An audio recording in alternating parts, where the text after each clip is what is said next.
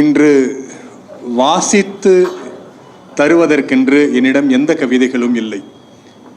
என் கவிதை தாள்கள் ஆதி மனிதனின் நிர்வாணத்தை உடுத்தி இருக்கின்றன. உங்கள் கைத்தட்டல்கள் ஒருவேளை அந்த ஆதி மனிதனின் உறக்கத்தை கலைத்து விடுமோ என்கிற அச்சத்தில் பொய்யாய் உறங்கிக் கொண்டிருக்கலாம் என் கவிதைகள்.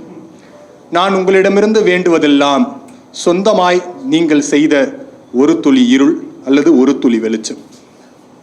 நான் மீண்டும் கேட்கிறேன், சொந்தமாய் நீங்கள் செய்த ஒரு துளி வெளிச்சம் அல்லது ஒரு துளி இருள். எதற்கு வெளிச்சம் கேட்கிறேன்?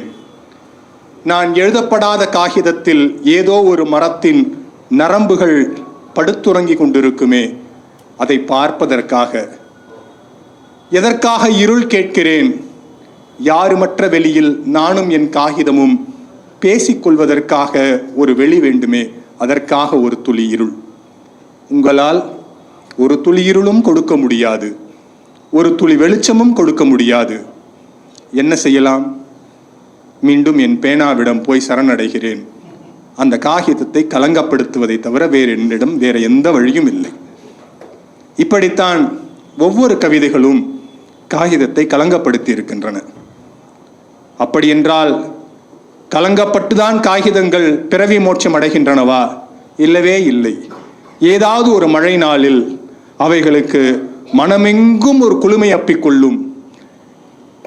இரவு பெய்கிற மழையை விட பள்ளி முடிந்து மாலையில் பெய்கிற மழைக்கு மகத்துவம் அதிகம். அப்பா அம்மாவின் திட்டுகளை தாண்டி தன்னுடைய ஓவிய புத்தகத்திலிருந்து, தன்னுடைய அண்ணனின் கவிதை புத்தகத்திலிருந்து, அம்மாவின் கோல புத்தகத்திலிருந்து ஏதேனும் ஒரு மளிகை கடையின் மல்லாட்டை மடித்து கொண்டு வந்த பக்கமாயிருந்தாலும் சரி, அதில் ஒரு காகிதம் கப்பலாய் மாறுகிற நாளில் காகிதம் சலனப்படாமல் சஞ்சலப்படாமல் தன் பிறவி பயனை அடைந்து விடுகிறது.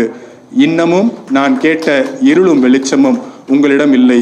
உங்களிடம் இருப்பதெல்லாம் வெறும் சத்தங்களே. சத்தத்தை வைத்து என்ன செய்ய போகிறீர்கள்? சரி, அவ்வளவுதான். ஸோ இது அப்படியே வரும்போதே யோசனை பண்ணிட்டு ஒரு முழு வடிவம் பெறாத